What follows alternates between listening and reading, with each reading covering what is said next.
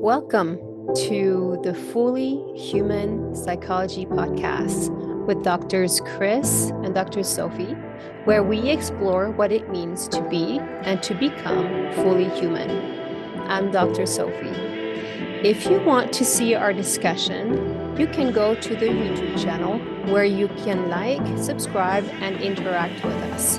You can also listen to us on Apple Podcasts and Spotify.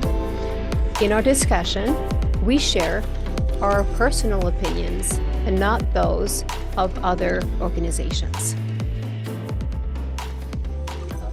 Dr. Chris, welcome to today's episode.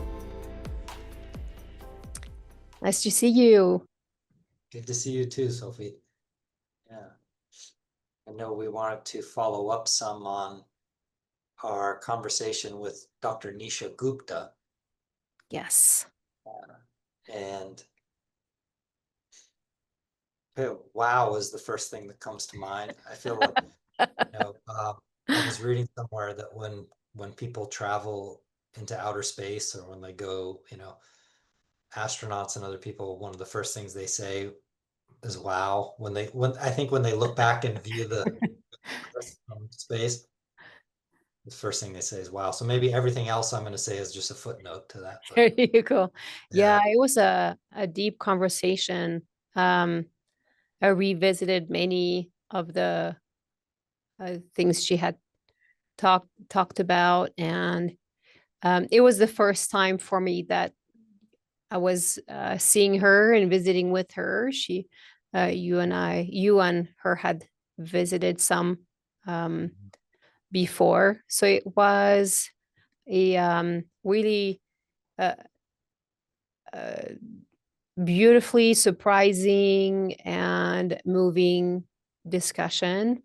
And I really enjoyed the way she was articulating things and explaining things. So I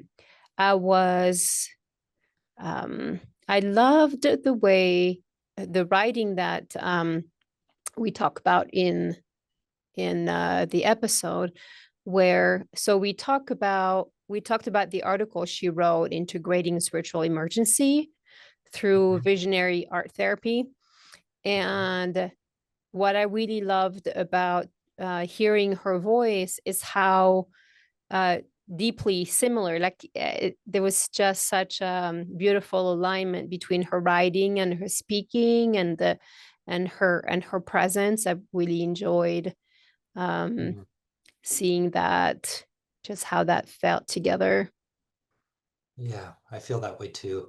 I sense that and there's a very personal topic, says there's lived experience in there, which she talks about and wrote about, and also profound material that could be beneficial to a lot of folks, which I know is part of the reason why she obviously is writing about it and speaking about it. But yeah, I did I felt like she was very collaborative and wanted to hear our thoughts on it, and I'm struck by this the idea of spiritual emergency. I mean, as a therapist, as a human that has spiritual work that I'm working on and trying to do. A couple things that stand out to me is the importance of her artistic process as she's having this spiritual emergency. There's a crisis in her life. She's experiencing this thing she's experiencing that folks can listen to her episode to hear more about it. And she's a painter, so she has an artistic practice, and that really helps provide some containment for her to explore what this experience is trying to tell her or what she needs to grapple with, and yet provides also some safety. Yeah. Because there's a way to funnel her energies. And then also she sought out guides and therapists and friends who were kind of educated and experienced in that realm, and therapists that would be open to exploring a mental health crisis, or what could appear that way, or what is that way, as also, or primarily, a spiritual crisis. And then that provides some safety and some companionship. And I think of I'm facilitating this reading group of Dante's Divine Comedy, Yeah. and there's one other therapist in the reading group. And I know Nisha is a fan of that work by Dante, where um, Dante goes into hell and purgatory and up into heaven, and he's guided for part of the journey by Virgil, who was a famous poet, but who Rollo May describes as a good myth for the therapist. Mm-hmm. But and there's points in the story where Virgil protects him, and there's points where Virgil holds him, and parts where he challenges him and exhorts him, and takes a more active role. And there's points where he tells him to go off and explore the realm a little bit so that it really sinks in and see what he encounters. And so I feel touched that having gotten to know Nisha some, and how wonderful a person she is, I feel touched that she had this artistic practice that could help her, and that she found guides that could allow her to have her experience, and yet provide some safety and some support through it. So, because it seems like she really went to a place that was beautiful and also very, very difficult, and Yeah. gives me, anxiety just thinking about it. Yeah, she definitely went to her own inferno, right? Yeah, yeah, And it's when you go through something like that, it's so intense, and however, regardless of how many years of training and how great of a therapist that you might be, going through something like that, it's still it's so disorienting. Uh, in so disorienting to life itself, um, and it's such a beautiful reminder that um, maybe some of the things that we already have, um, like art, some tools that we already have for ourselves outside of the emergency, can also be the same tools to experience it and go through it. Um, and so it was painting and art for her, and they are beautiful. I know that we put her painting on that episode where she was talking a little bit with us, and they're really quite beautiful. But I think sometimes when you go through something that intense, we do lose track of the simplest thing that help us, that make, going on walks, or reaching out for help, and having people to help us through these things. We lose track that those are, these lifelines, and help us contain, like art, like you said. Yeah. so glad you say that. Yeah, yeah. As I think of, I mean, something I can share is, I've been in therapy at different points in my life as a client, and both as a child and as an adult. And I had been drawn to Jungian therapy and analysis for a very long time. Mhm. Um, I mean, I'm 46 now. I think I started reading some Jung in my early 20s, and I was drawn. And so partly our conversation with Nisha motivated me to actually go into Jungian analysis. So it's been I don't know, a couple months now, and it's been wonderful. And I could talk a little bit about that, but something I can share is that and there was some challenges in life and anxieties and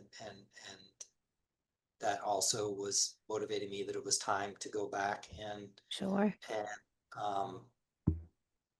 I know something that came up in our conversation with Dr. Gina Belton, I think maybe off air, was I know Dr. Belton is trained from Pacifica in depth psychology and Jungian, and both the therapists I've had as an adult have been trained there. Yeah. One was more of a somatic therapist, so I didn't do much Jungian work with her and straight ahead. But so anyway, but what might be more interesting to talk about is just to that point you were making, that sometimes when we're in a crisis, we can lose sight of the tools we do have and also maybe the supports that we do have, Yeah. um, which I think can be a real problem. I think that a lot of us sometimes only want to reach out to people that care about us when we're doing well. Yeah. We don't want to Yeah. burden anyone, or we don't want to lose face, or we're afraid they'll judge us or think less of us. And that's a real tragedy I mean, of course, we don't want to try to make all of our friends our therapist or something, but burden people with everything, but there's maybe a balance. Um, but with I think a spiritual crisis that I did have in the past, I think part of it seems to have been certain habits that I fell into in relationships where certain close relationships, I would not speak up about certain needs I have or certain feelings that I have and and that was kind of a learned behavior. I think a combination of a personality trait that I inherently have that is kind of a yes and person. Like I tend to say yes before I say no. And I tend to be very polite and kind of compassionate, kind, right? And agreeable, which can be great things and not so great things.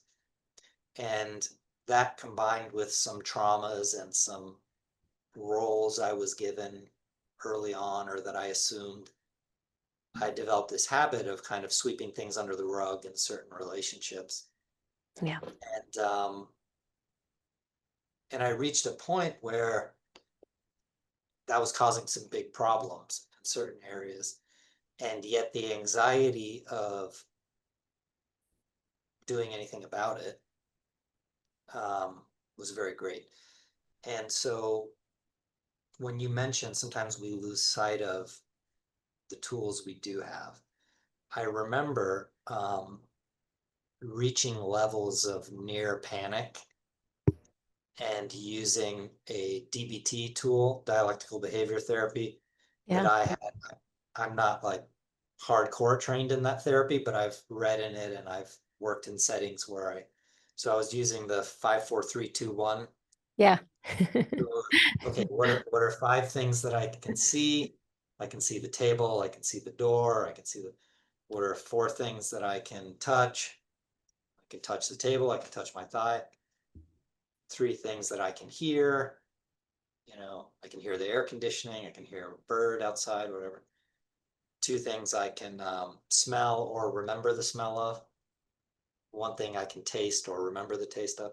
And I would do that on repeat sometimes. And my God, it worked, That's like awesome. it Yeah. helped pain a It little bit.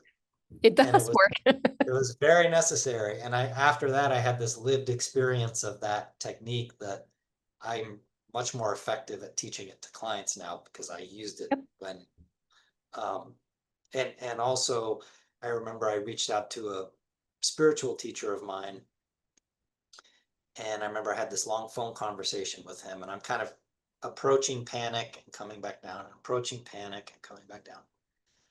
And he's wonderful, and he said a lot of things, and we talked for like 3 hours on the phone.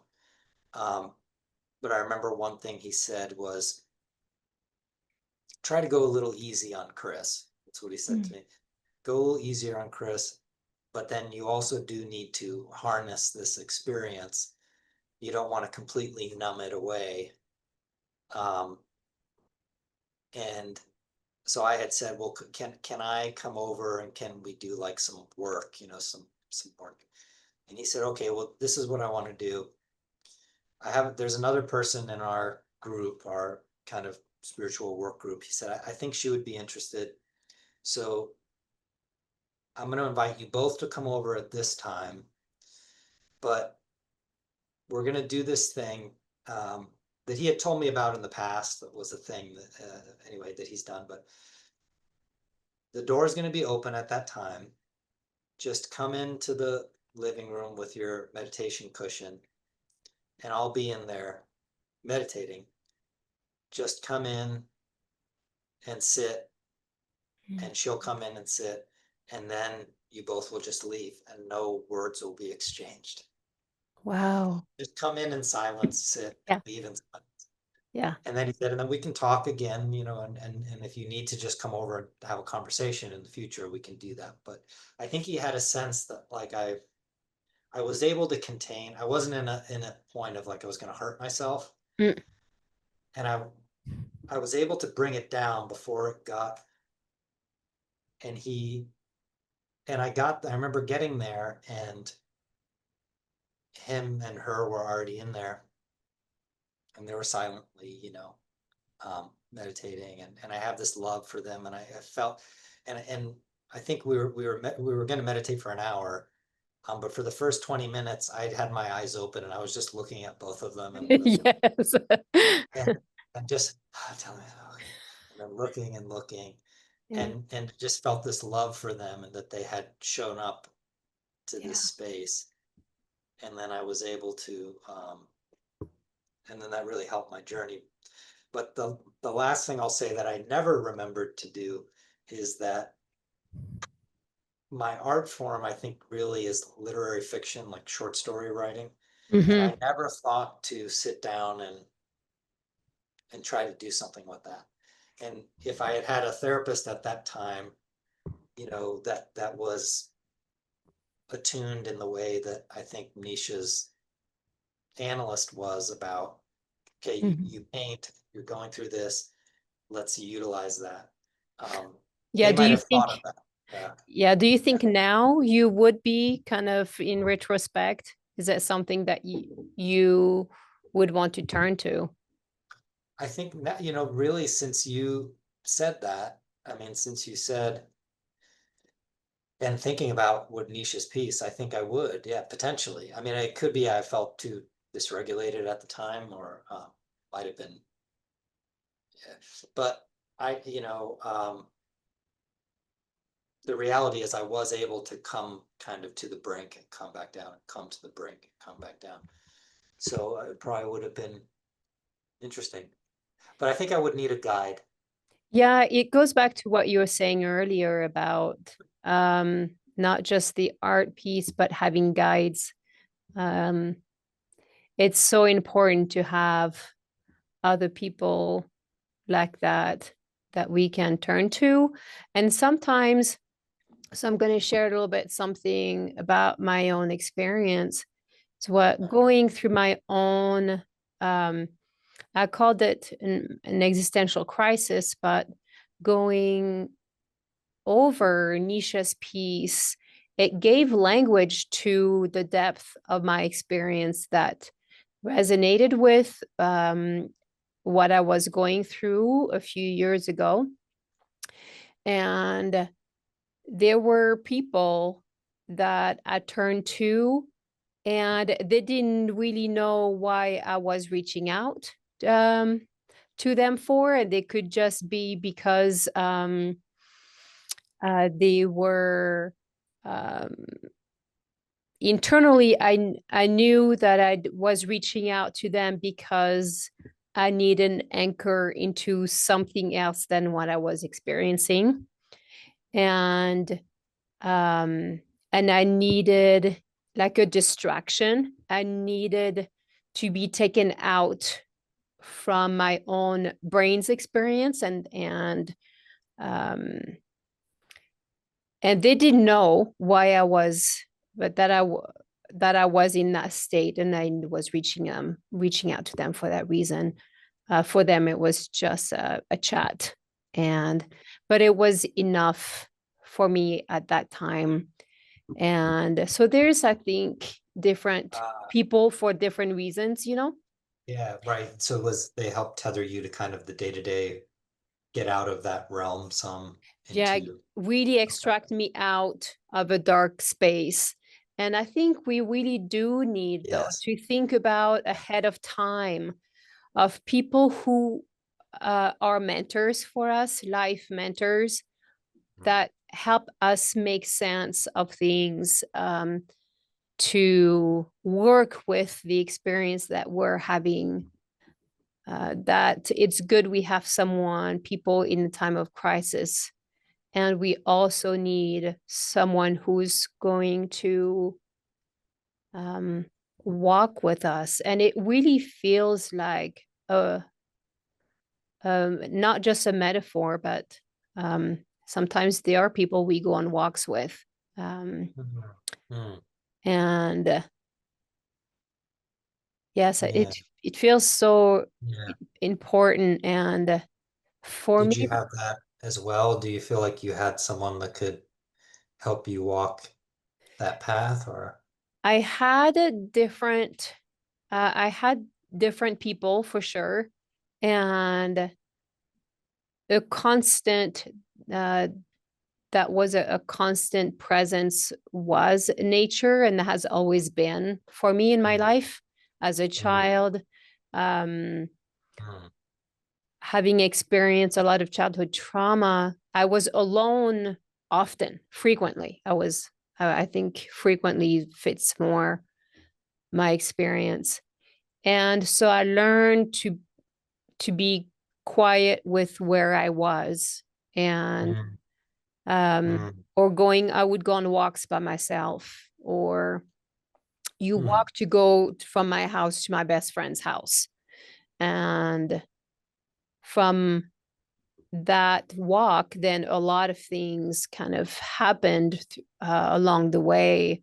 Just seeing my own steps, kicking the rocks, moving forward. And there's mm, always just things that happened. Um, and so nature has always been something, a companion for me. And then I've had people that I met that were and continue to be mentors for me mm. through life. And there's so many things we talked about with Nisha that Yeah.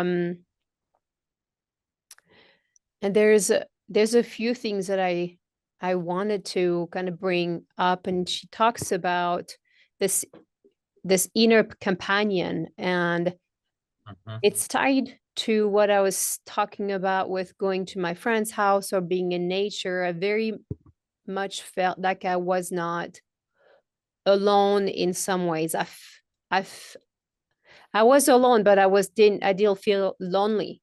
Um, Mm, mm, and but Nisha also talks about this concept of um, a having a faith in a benevolent force, uh, mhm, that some people would call the universe or God.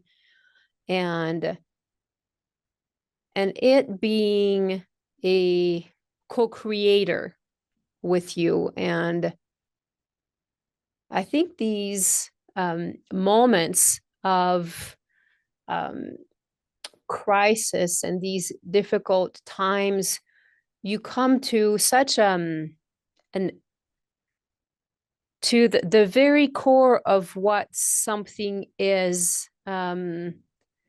It does feel like a fire where Mm. everything of the fluff is kind of is burned and everything is brought back to the very molecular essence of the ash. Then and it now everything is changed, but on a molecular level, everything is like exactly the same. It has not changed at all, but it looks nothing the same. Wow. And those moments of going through that spiritual emergency, what I felt like an existential crisis, there was a sense that that you're not alone going through it, but working with it. I remember though, because it happened for me partially when I was going through my doctoral program, Mhm. and it helped anchor for me a direction and a almost like, gosh, what kind of metaphor could I use? So um when we learn to swim in France, you hold the rod of like this the teacher like is like has this long metal rod that you Okay. hold on to, and then you learn how to swim, and the Uh, teacher is outside of the pool and walking outside of the pool and kind of pulling you, and you kick your feet. and you kick your feet. Yeah. Yeah. And so it kind of felt like my doctoral program and the courses felt like that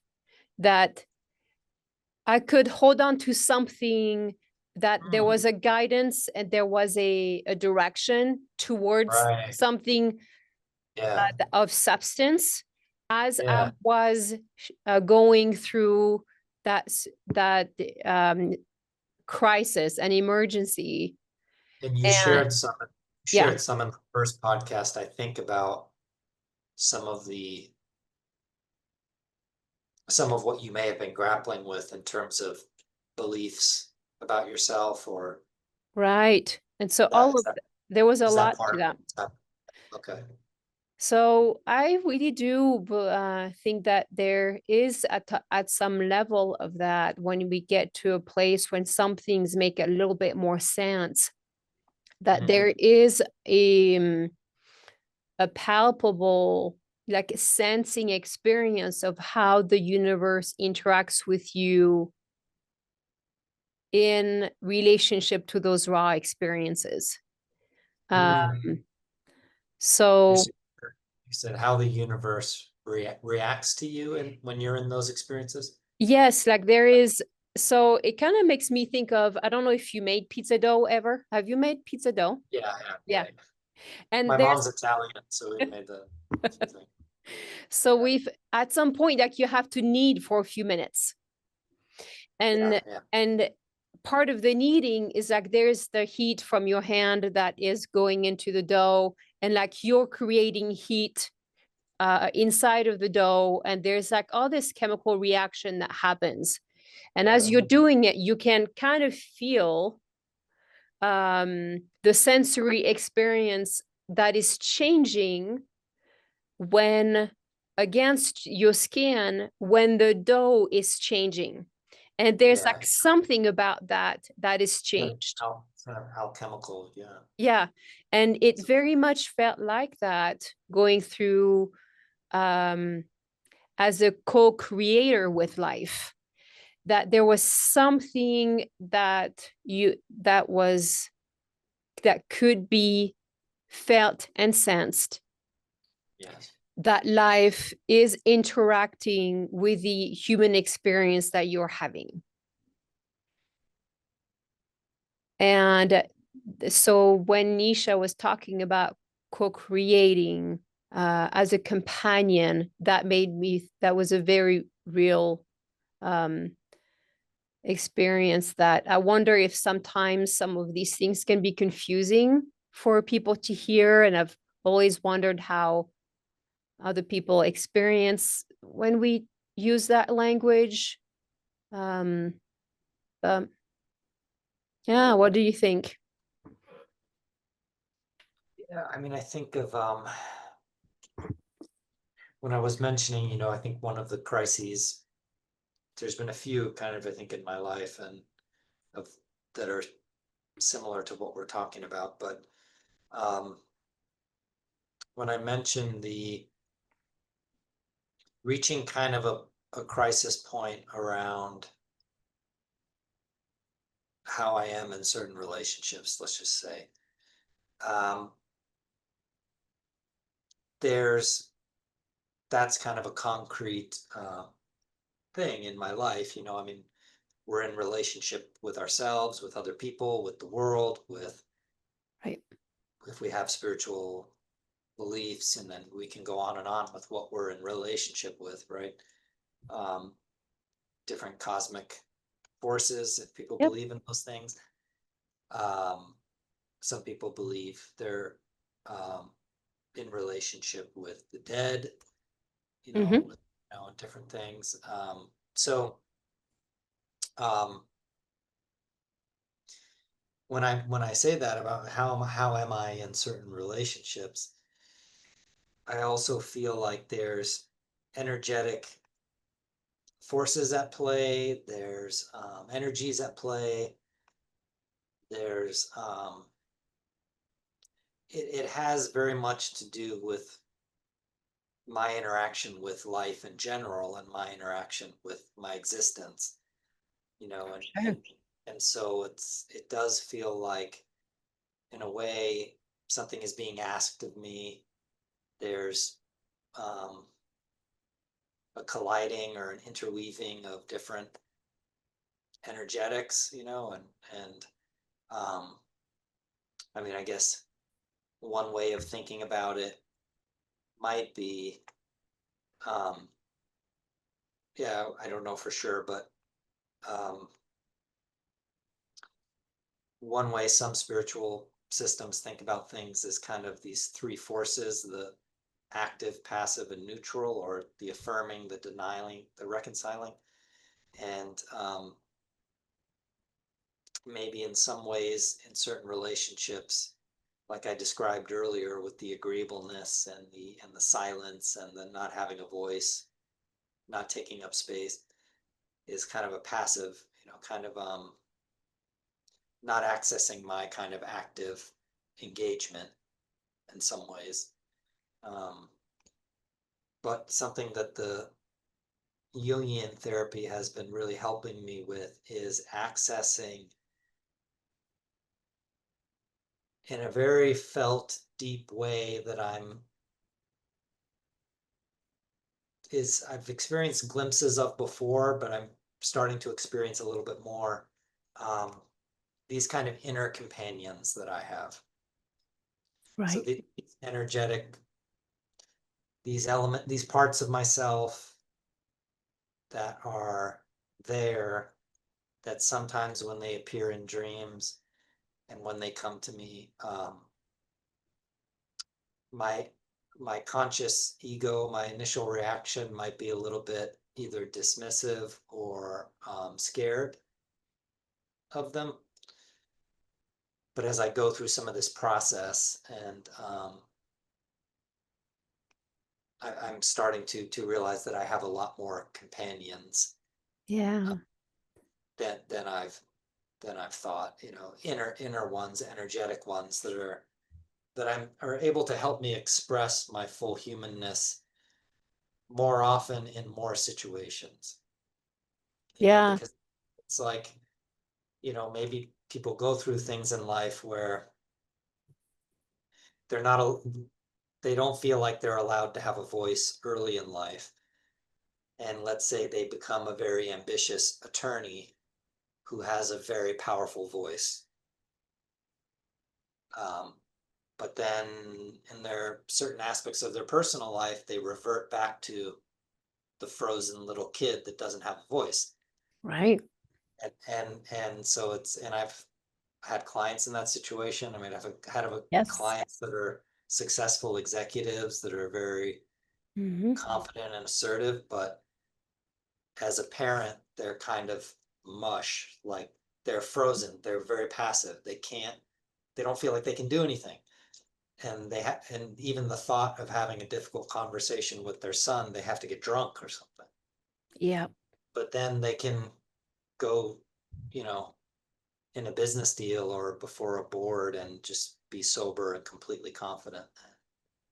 Yeah, it could feel contradictory, but it's not at all within the No, context of this person. And I think yeah, that's part of what makes this human experience.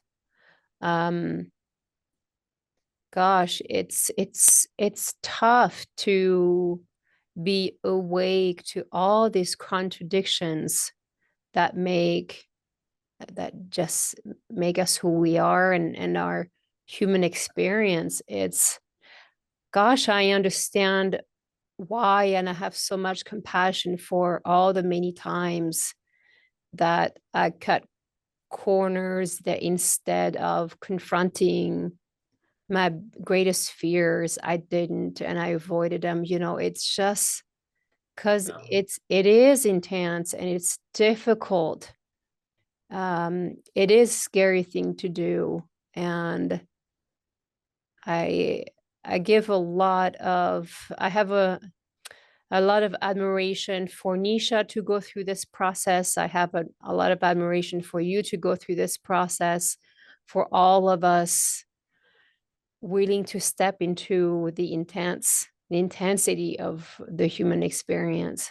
And I'm reminded how often with clients, when we got to feel together the intensity of a fear, um, of panic, how it helped later to feel the intensity of another experience like joy, and that then they knew how to embrace that too, because sometimes we come to therapy because we don't know, we want to confront something that we are afraid of, and then at some point we realize, wait, I have not felt either the intensity of joy and allowing myself to fall into that. yeah, yeah. Mm, yeah, I consider Nisha a friend now, and I'm very grateful that she shared all that with us, and that also that she got what she needed while she was having that experience. It's like I feel a gratitude as we're talking. I feel a gratitude that she was able to have that be a meaningful experience for her, and also that she's writing about it. And I hope that a book comes out, and that Yeah. that she tours around, or if she wants to, or talks about it, or continues to make art about it. And it would be cool if that tarot deck that she made, which, and I'll make sure when I'm editing this episode to put the things back up so people can see. And I'll probably put up a definition of spiritual emergency that she wrote. But Yeah. I hope that that tarot deck can be kind of available to people, because I know a lot of people that like the kind of the tools of these. There's a DBT deck and a CBT deck, and it's just cards where you can. That would be cool if she had her own tarot deck out. I love that too. And that's Yeah. another thing I really enjoyed in our conversation with her is uh, the richness and depth of cultural, um, how she came forward with Eastern and Western um, Mm, traditions, and there's a lot of othering going on, and in the way we yeah. talk about each other. And I've really enjoyed how she's talked about in the episode, how she weaved in um, the Eastern and Western thinking and traditions, and how we can greatly benefit from using the knowledge of East, West, and North and South to help us make sense of our human experience. That's right, she did, because she sought out the Jungian analysis, and she Mm-hmm. also worked with her yoga practice, and also the Vipassana meditation, right? And then she also sought out the somatic and EMDR therapies, and she talked to her transpersonal psychologist colleagues, and she, has her kind of Hindu background and her Indian background that also she drew upon. And yeah, right. And in terms of the tarot decks themselves, I think that she was influenced by, Jungian, and also there was I think there was a goddess in one of the. Yeah, she definitely used Hindi deities in different tarot cards, and Right. yes. That's right. Yeah. Hmm.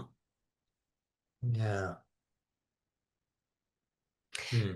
Another thing I do want to um, highlight what I learned from Nisha too, is how she had this profound, intense experience, and she did this research Hmm. and wrote the article about it.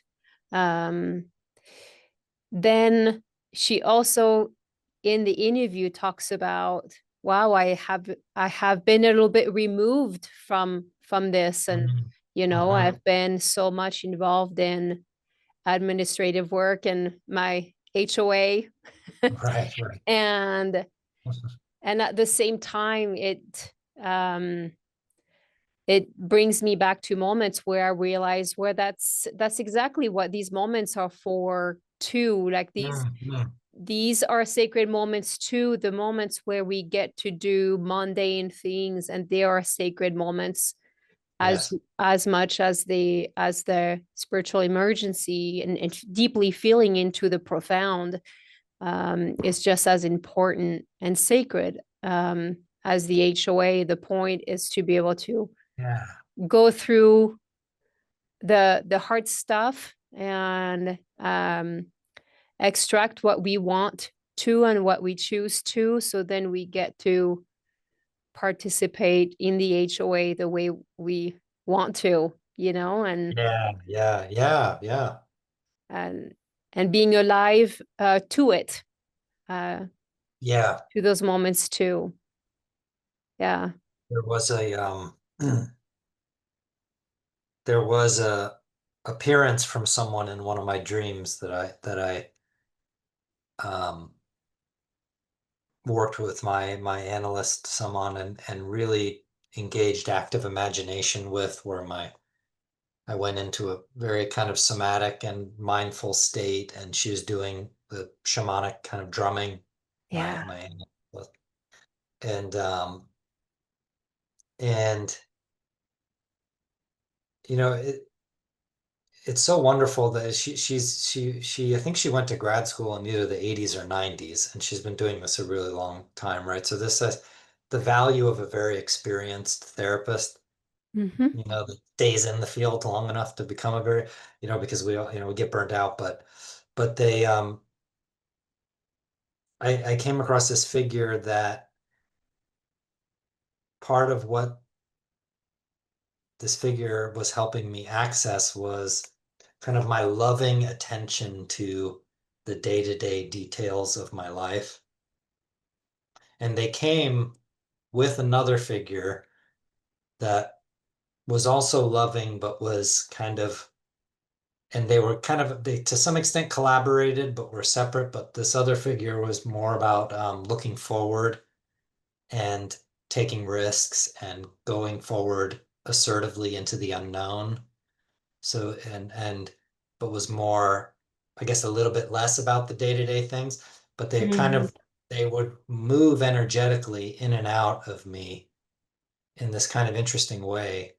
Um, and that was those are very helpful friends for me that I can draw upon Yeah. experientially, that I can actually feel in an energetic way, that kind of loving attention to the day to day. So if I'm on the HOA or if I'm doing the whatever, the going to my business mailbox to and then filing whatever, whatever, all those day-to-day things. Dishes.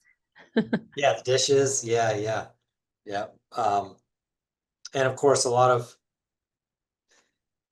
there's spiritual work that some folks do around, you get together and you make a meal, um, with an intention of being present while you're making the meal. There's often when and this can be fun too, and is maybe necessary, but sometimes I'm making the meal while I'm listening to the news, or I'm doing whatever, or I'm talking on the phone while I'm making the meal.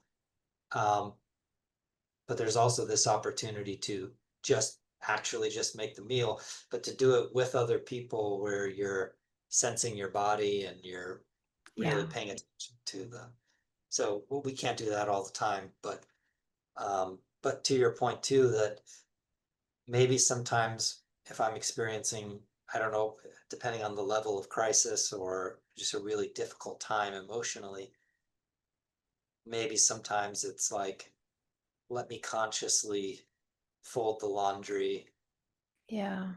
then have a conversation with a friend about their to-do list, Yeah. just kind of come back into your life, but really come back into it. Yes, exactly. Yeah, very simple, but easy to forget. Yeah, I think those are really concrete things that it's nice to lean on. It's so fun to explore deep, profound experiences and topics and concepts. And I love philosophy, so it's always something really fun for me.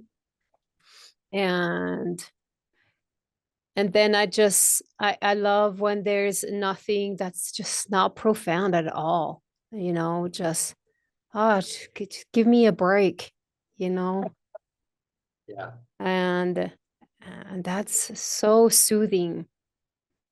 You, you know what's I'll reveal one of my soothing things that I do sometimes. And I often do with my partner, but I did last night. It's a show.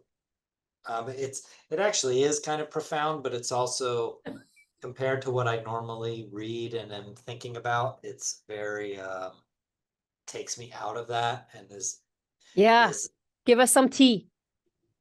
yeah. I watched the show Love on the Spectrum. So Yes, yeah, I've heard it being really good. yeah, it is good, and sure it has its imperfections and has its. I mean, it's a reality TV show, Hmm. and so there's always a question of are people being exploited or are people being, but um, because there's a lot of editing involved and what's being chosen to edit and but Yeah, I feel like it's pretty respectful. There's a lot of humor in it, but it's people seeking loving relationships, yeah, right? And there's often anxiety in it and faux pas and missteps, um, but also happy accidents and yeah.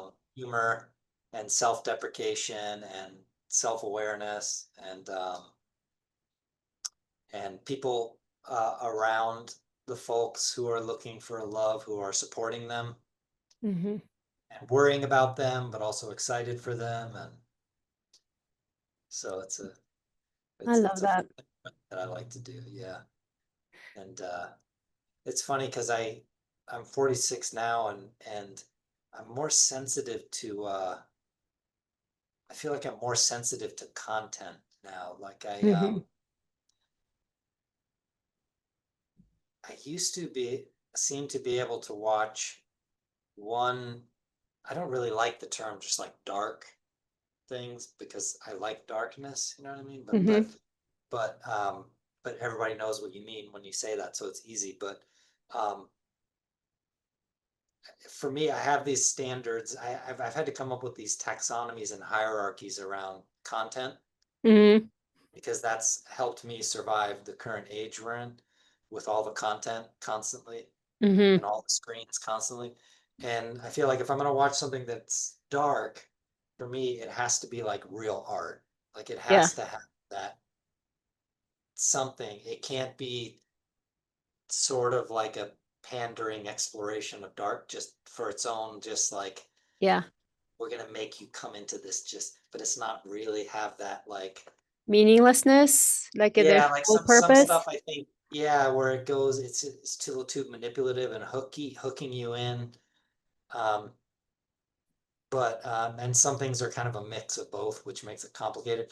But I've had to, I've learned this from a friend who, after anytime she watches something dark, she watches something. She likes a lot of the Disney movies Mm-hmm. or the Yeah. animated Yeah. whatever to just cleanse the. Yeah. I've got my the French stand-up comedians I listen to, just like Yeah. really old ones, Oh wow. like Okay. so good. That kind of Yeah. does the same thing for You me. need that. Oh, And so good. I have clients that have become actively suicidal after watching too much of some really Yeah. disturbing show that they watch 10 Yeah. hours of in a row. Yeah, and I think And it it's like we it's have to be something that I can careful. put through. Yeah. Yeah. Yeah. Yeah. What the things we're exposed to, um, there's definitely, and that's the point. We're exposed to them, and there's um it does create an experience for us. So we have to be thoughtful, regardless of where, if we're experiencing, if we're a good time in our life, if we are experiencing those crises that we're talking about,